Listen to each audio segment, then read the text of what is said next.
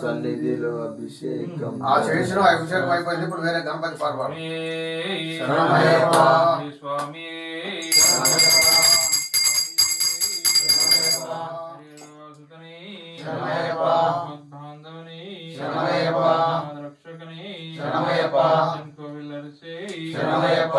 ప్రియని